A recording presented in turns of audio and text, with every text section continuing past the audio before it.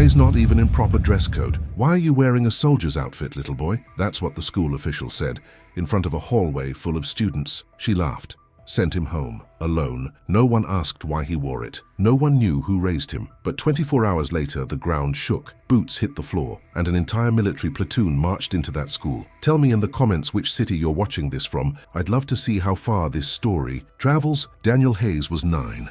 He didn't talk much in class, never made a scene, and always tried to do the right thing. Every Friday he wore an olive green shirt and slacks that resembled a military uniform, not to stand out, but to feel close to the only family he had left. His uncle, Staff Sergeant Cole Hayes, had raised him since he was 4. His parents passed away in a car accident, and Cole stepped in without hesitation. For Daniel, the uniform wasn't a costume. It was comfort, a symbol of pride, of belonging. It made him feel like he mattered. Most teachers didn't mind. Some even smiled when they saw him on Fridays. He never caused trouble. He got good grades. But that week, a new district compliance officer was doing a random inspection. Ms. McAllister. Sharp voice, stiff posture, eyes that scanned for flaws. She spotted Daniel near the lockers and called him out loudly. "Is this Halloween? Who told you this was okay? Go home and don't come back until you're dressed properly." Students nearby turned to look. A few laughed. Daniel didn't speak, just lowered his head and walked out. No one called home, no one sent a notice. He showed up at the house in the middle of the school day, holding his backpack like he'd done something wrong. His uncle was home from duty that day,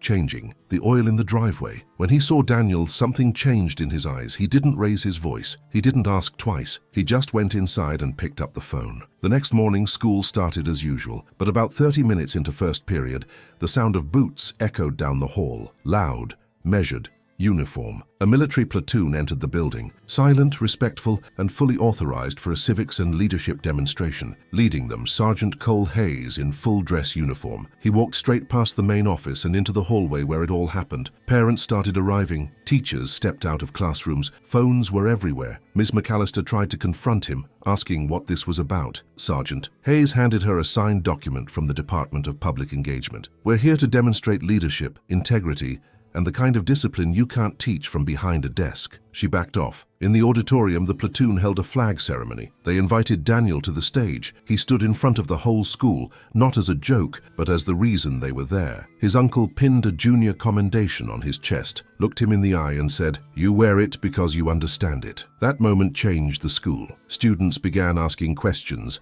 writing essays about service and community. The principal issued a statement and apologized. Ms. McAllister was reassigned. The dress code was updated to allow meaningful expressions of identity. And every Friday after that, other kids started wearing patches, pins, symbols of what they valued. Daniel had never wanted attention, but he ended up inspiring a quiet wave of respect. If this story moved you, comment the word honor, because sometimes it's not the loudest kid in the room who teaches the biggest lesson. There is a story here on the screen that will also move you. Press to watch. You won't regret it.